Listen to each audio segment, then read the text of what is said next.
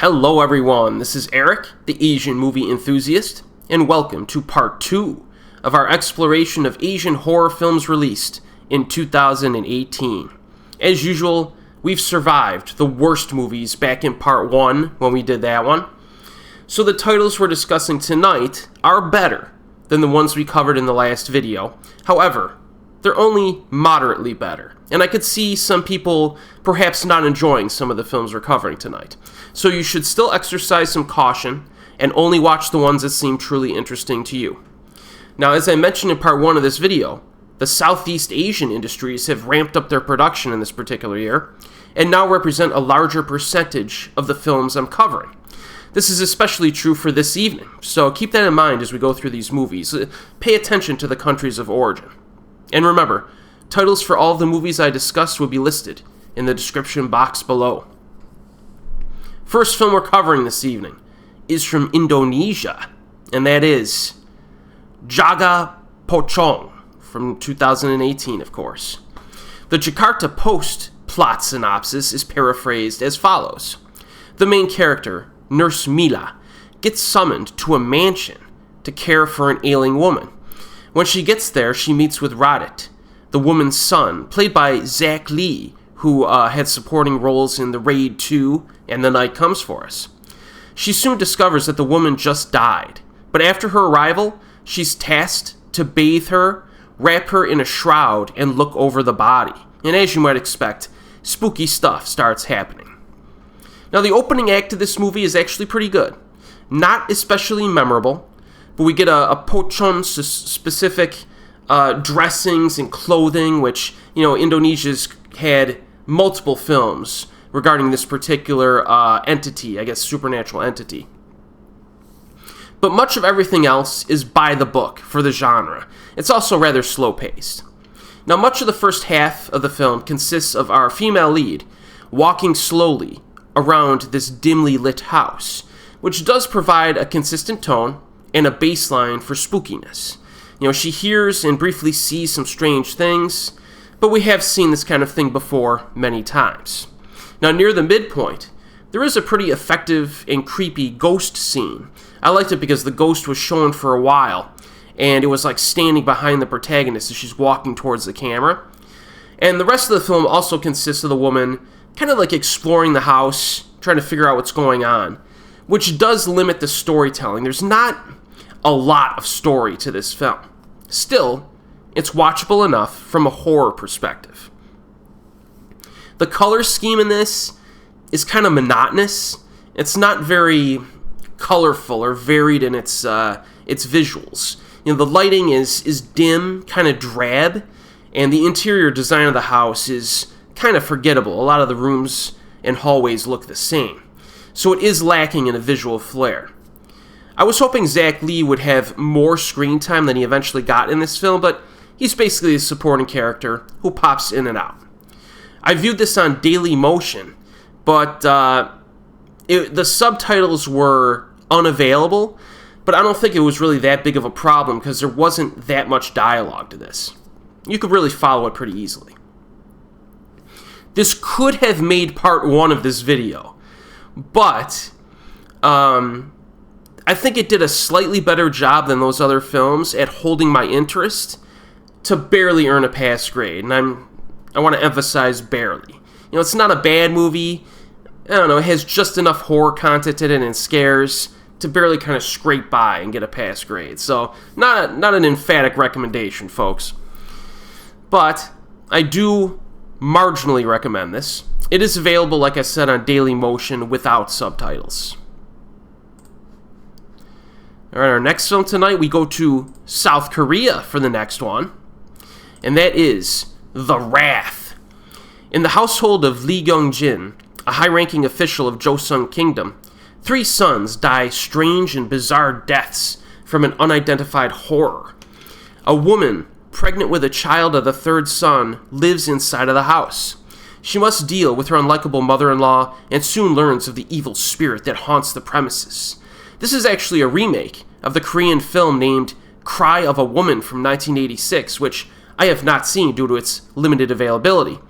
It's apparently held in high regard, but Maybe someone should release it for international audiences at some point. In any case, The Wrath is a period horror film. It takes place in the Joseon era, specifically the 14th century. And there are, because of this, and if you've seen other Korean films or Japanese films that are like historical, there is some nice natural environments to enjoy, some atmospheric lighting during the nighttime scenes. The aesthetics in this film go a long way with me, you know what I mean? And there were some very nice looking shots in this one. Definitely a positive. Now, in terms of casting, So Young-hee shows up in a supporting role. You will recognize her from movies like Bedeviled and The Chaser. Very good actress. Unfortunately, she's not the lead of the film. The actual lead actress is very underwhelming. Kind of like a plank of wood, if I'm being honest. The lead actor, the male lead, is also kind of on the same level. So I thought the acting in this was a bit of a problem. If they had two stronger actors, even if they wanted to cast, younger stars, there's a deep pool of acting talent in Korea. They could have gotten better actors, I think, to play the leads, but they're kind of boring to watch. The story and the characters are kind of bland, kind of lacking in excitement. Lots of dull conversations in this one. It's pretty dry and fails to gain momentum between the scares. And it is only 95 minutes long, which is a good thing, but it does feel a little bit longer because of the pacing issues. But with that said, I do think the scares and the horror elements are good in this, or at least pretty good. The ghost is willing to destroy stuff, straight up murder people with weaponry, so this is more violent than a typical ghost flick. The opening scene is a good example of this, with a man who's murdered by a levitating butcher knife. There are actually a lot of scares that are kind of packed into this relatively short runtime, which does help. But like I said, the pacing still suffers a little bit because of the the bland plotting. There are some ghost girl jump scares, which we've seen those a million times before. Those are unimpressive, but I do think the horror scenes are a net positive. Ultimately, there's just enough decent stuff here in the form of atmosphere and scares to barely earn a pass grade. So it's kind of similar to Jaga Pocong, maybe a little bit better than that one. Now, availability for this film, it's on Shudder and also on various streaming sites like YouTube and Amazon. So this is widely available. Not a high priority, of course. The next film is a co-production between China, Malaysia, and Singapore. I don't think I've ever seen a co-production of that kind before. So let's check this one out here. It's called Buyer Beware. The protagonist in this one is a young man named Charlie, who works as a property agent. He has life pressures, his father's in rough shape after a surgery, the hospital bills are adding up big time. On top of that, he has not achieved much financial success in his career. However, he is ambitious and eventually joins a successful agency run by a wealthy couple. Unfortunately, he soon learns the shady practices behind the agency's success, like selling haunted apartments. So like I said, this is a co-production involving multiple countries, but the dialogue in the version that I watched was Cantonese, so just keep that in mind. The overall theme is the ethics of selling. If you're a salesman, what type of ethics do you have? And what are you willing to do to make money? And we see this early on, because our protagonist has some success selling some of these flats to people, despite knowing that some shady stuff is going down there. And because of this, there's a positive trend in his financial position. So he's gaining benefits from selling off these haunted apartments. But after he sells them, these people are haunted by the spirits that continue to exist there. So he's almost kind of setting these people up. And some bad stuff could happen to them.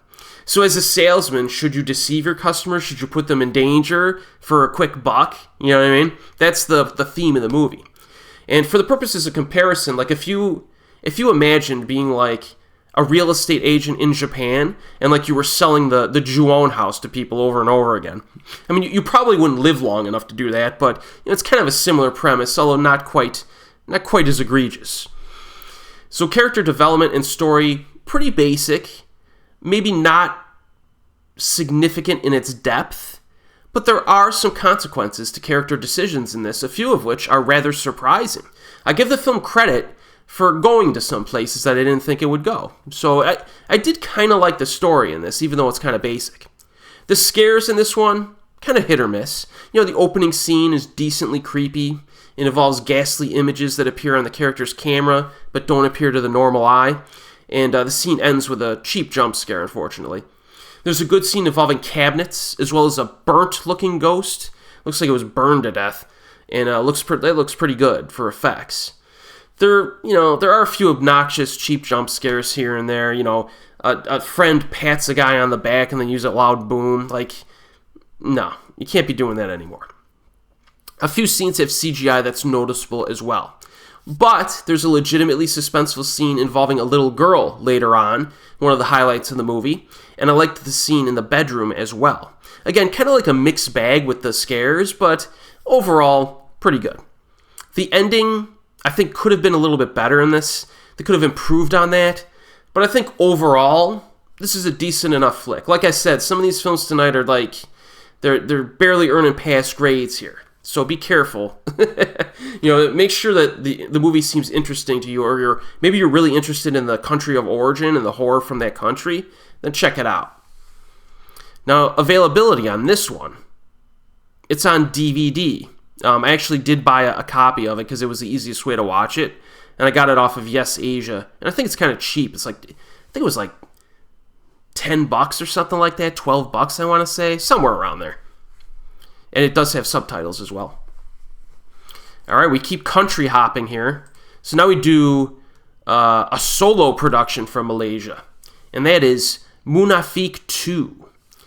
2 years after the events of the first film, the life of Ustaz Adam was restored after being interrupted by the death of his family. He becomes a preacher and continues his responsibility to help the people affected by black magic and jinns.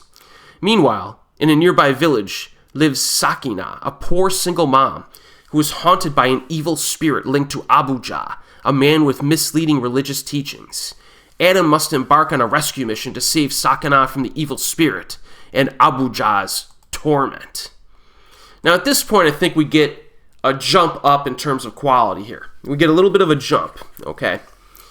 Early on in this film, we get a murder scene where this Abuja guy executes a traitor with fire, and because he didn't follow the dude's teachings and orders. And this movie establishes a significant human conflict and antagonist right up front, okay? And then throughout the rest of the film, there are more like physical altercations between humans, even more than a supernatural threat. The supernatural threat almost kind of supplements the human threat, so it gives it a little bit of a different spin. Performances are good by both leads, although the human villain does get cartoonishly evil, and he's kind of wafer thin in terms of character development. But there are some good scenes involving the mother and her kidnapped child that are rather surprising. She must be one of the toughest parents I've ever seen in a horror movie. I mean, she's put through the ringer in this film, and she just keeps... just constantly tries to protect her child against this, like, super evil dude. And it's good. There is also quite a bit of horror content. The scare tactics, kind of on the generic side. They do use quite a few jump scares, which, I'm typically not a fan of. But on the positive side, there is some slightly violent, bloody imagery and physical attacks that are used, which work better than the jump scares. You get characters getting thrown around. Outside of the human conflict even, characters get thrown around by supernatural forces. The possessed humans look nasty, so it's pretty good overall. My favorite scene, though, is probably the one from inside of a coffin. Supernatural elements are based on Islamic belief here, and they come into play a lot during the movie. Some are kind of like Exorcist-style moments, but some are not. It's a little bit of a variety, I would say. And again, the human conflict helps to improve any of the less impressive horror elements, because they're all blended together. And I was kind of surprised by the ending in this, which is quite nice. Munafik 2, I think, is as good as its predecessor, the first Munafik, which I did review in this playlist. And it's a little bit better, I think, even. in my opinion. So this one's a pretty good flick. It's available on Netflix, in the United States at least. All right, the next one. I think we're going to Taiwan for the next one. And that is The Rope Curse. It is believed that when someone commits suicide by hanging, the rope used in the act will be cursed. In China's Fujian province, ancient rituals are carried out to lift the curse from the rope by setting it on fire and placing it in the sea. Taiwan still practices this ritual to this day as a sign of respect for the deceased. Intrigued by it, a daytime television network employee who spends his nights streaming videos of bizarre things, and his fiancée decide to make a video by streaming the ritual. However, after some strange images appear in the video, the couple ends up falling into a deadly curse that turns their lives upside down. So we do see the rope ritual early on, in a lengthy sequence, which is an interesting cultural aspect.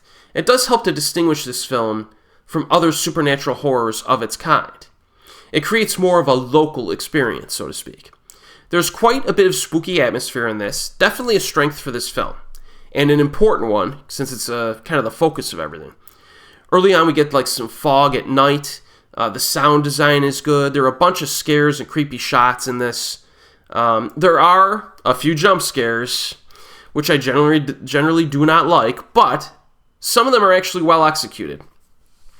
There's one that takes place under a bridge near a waterway that I quite liked. However, most of this stuff, again, we've seen a lot of this stuff before, but there is some good stuff mixed in here. Lots of references to hanging in ropes, which I really liked, actually. The ghost kills people by hanging them to death, and there's plenty of imagery of dead bodies hanging, which is a really nice touch. Performances, I would say, are average. Character development is run-of-the-mill. Story's okay.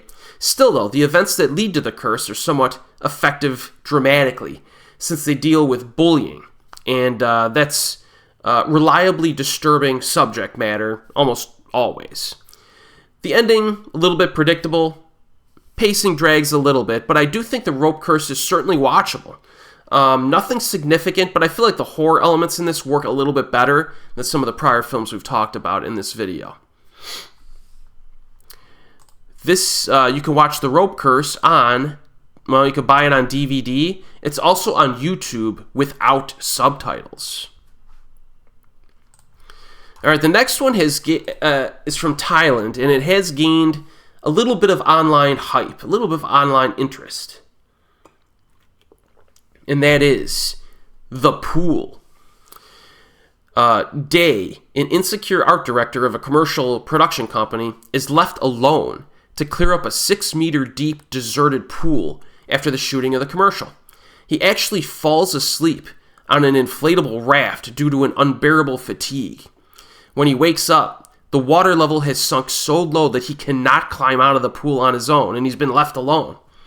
He screams for help, but the only thing that hears him is a creature from a nearby crocodile farm. So now he must survive the animal's attacks and somehow escape this prison before he dies from dehydration or starvation. So the movie begins with kind of a dumb attack scene involving a CGI crocodile, which our protagonist beats away with an empty bucket. Like, I'm not joking. It's kind of a stupid scene to start the film. But after that, the story becomes more intriguing when it hits flashback mode, and it shows what happened up to that point. And we see this guy attempt to escape the pool in various ways. Pretty good stuff, despite the fact that it's his fault he got stuck there, right? He tries to climb out. He tries to get a cell phone that's just out of reach on the top of the pool. He tries to retrieve his insulin, which he needs. His girlfriend gets injured and trapped in the pool early on, which adds another dynamic. And all of this he's dealing with while fighting attacks from a crocodile. And the premise works. I think it works. Mostly suspense-based. There are a few little wince-worthy scenes and injuries, though. On the negative side, there are a number of contrivances and improbable coincidences that help to extend this premise. You know, for example, someone will be walking near the pool, but our protagonist won't hear them or know that they're there. Or maybe he can't call for help because he's distracted or doing something else, right? And then when the person walks away, he realizes someone was up there and he calls for help, but it was too late, you know? It's not especially good script writing, and it could prove to be frustrating for more demanding viewers, because there's a lot of coincidences and stuff that happen here. But I will admit that this film did hold my interest throughout. Viewers beware, there is one scene of animal cruelty, and I assume that the animal was actually harmed, although there is a disclaimer at the very beginning that states that no animal was harmed in the making of the film. So I don't know, I guess it's debatable. Some viewers will not want to watch that scene, which happens at the very end of the movie. So this is something to keep in mind. I don't want to tell you which animal this happens to, because it could be spoilerish. So, but just keep that in mind. I don't think it's too bad, though. It's not like, I don't know. It depends. But Pool is a pretty good popcorn horror suspense flick. I think it is. If you're a fan of movies from Thailand, like horror movies, I say check this one out. This is more of an easier recommendation to people. It's available on Tubi for free. Look at that. All right, our next one is from Singapore. I mean, look at the countries we're covering tonight. Indonesia, South Korea, Malaysia, Taiwan, Thailand, Singapore. I mean, the mainland was in a co-production. So, like I said, a lot of Southeast Asian stuff here. And the next one is called Zombiepura. Zombiepura. Singaporean horror comedy. I'll paraphrase the movieexclusive.com plot synopsis here. The film depicts a zombie outbreak in an isolated army camp.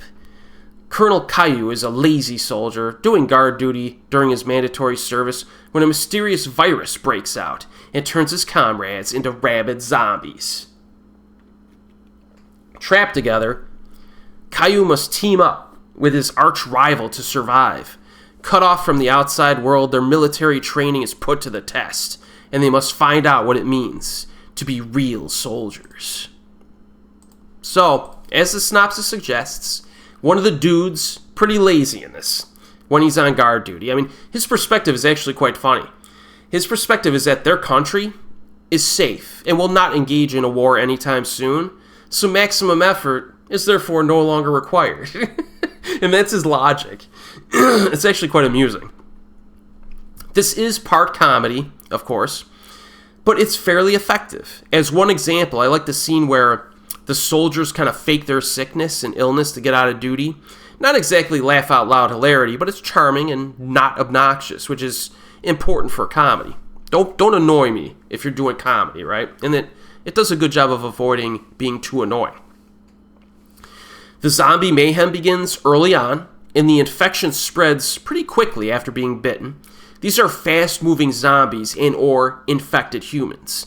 They seem like zombies, but the characters actually call them crazies at first. That was the English translation, I think, which is a term from the 1973 George Romero film of the same name. So that, I think it's kind of like their influence was on rabid, infected humans and zombies kind of together, kind of mashed them together. But the zombie attacks are pretty well filmed, I think. They're intentionally scrappy and clumsy, but there are some good tactics here. Like how they stick a flashlight into a zombie's mouth to kind of draw the attention of the other zombies away. Stuff like that. There's an obstacle course scene that was pretty good.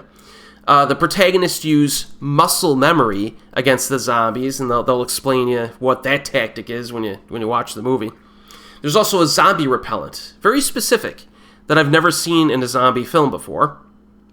And so there's a little bit of thought and creativity in this. You could tell they put a little bit of effort into this, even though it's nothing especially great. Of course, there is some human conflict as well. The film takes itself seriously enough and does not use every scene as a gag or joke. I think that's important. Like I said, the comedy is blended in pretty well in this. They don't go over the top, goofy, wacky too much, and that's good. It takes itself seriously enough, but sometimes it does lead to some cliche moments. The movie is limited by its lack of excellent action or horror, but overall, this is a good flick, and it actually moves at a pretty good pace. It's only 82 minutes long. This is another one, as we reach the end of this video, I can more safely recommend the movie to you. So I like this one. I think it's worth watching. Currently, it's on YouTube without subtitles, though. And finally, the last film of this evening, we go back to Indonesia, and that is Sabrina. Per the website Polygon.com, Sabrina is actually the third installment in the Doll franchise, which follows a psychic named Laras. Sabrina picks up with Myra, who was previously seen in The Doll Part 2, in which the loss of her husband and only child led her to communicate with the spirit that ended up possessing the first version of the Sabrina doll. She's now married to another businessman and toy maker, Aiden, who is launching version 2 of the Sabrina doll. But Vanya, her adopted daughter and Aiden's niece, is still dealing with the loss of her birth mother. After Vanya plays an occult game to summon her late mother, strange things begin to happen. Myra is terrorized by the Sabrina doll. What's going to happen to the doll? And what does it really want? Well, this is it's a creepy doll movie, and we've seen some of this stuff before. But the beginning of the movie, there's these little kids that are playing a game called Charlie's Pencil, is what the name of the game. Similar to a Ouija board in some sense, but simplified, with only a few pencils and responses on the board. They play it for fun at school recess, laughing and having a merry good time. Really bad idea. The girl whips out a spirit detector. She has a spirit detector on her iPad. Not joking. Yeah, her iPad. As a viewer, you're just thinking to yourself, is this going to actually work? And I won't tell you if it does or not. I'll let you discover that for yourself. Now, in regard to the doll design, because one of the most important things about a creepy doll movie is the design of the doll. This doll has huge blue eyes and a Weird Al Yankovic haircut. I don't know who would ever purchase this monstrosity for their children, but it does provide a little bit of cheesiness to the film right off the bat, which is a good thing for evil doll movies, I think. So I did like the doll design in this. It was a little bit different and kind of neat. There are a few very cheap jump scares that annoyed me in this. One of them has a setup that lasts for multiple minutes, and it just feels pointless because there's very little danger at any point of the film at that time. On the other hand, though, there are some good horror scenes in this, involving sand on a beach, the back of someone's head, a security camera, and a pair of scissors, and all those are different scenes. It does have some cliche moments involving demon possession, but it thankfully does get a bit violent and bloody. The demon runs around attacking people a lot, and while looking, this demon looks incredibly pissed off as well. A very angry demon, and that's good. So you get a variety here. It's not just like a doll attacking people or something like that. So it's good. It mixes it up. There are some interesting architecture involving the house, which has this spiraling wooden staircase that goes up multiple floors. Exterior shots have good use of color, as well as a few shots interior. Now, this was directed by Rocky Soraya, who I've covered quite a bit in recent years, actually. He's responsible for a whole batch of recent horror flicks that were released on Netflix in the United States. The Third Eye, Part 1 and 2, The Doll, Part 1 and 2, this film. So, I kind of like the director. I do kind of like him. He makes films, like his better films are like popcorn, popcorn horror movies. Kind of like what Thailand was producing in the mid to late 2000s, Go in, don't take it too seriously, and you can have some fun in this.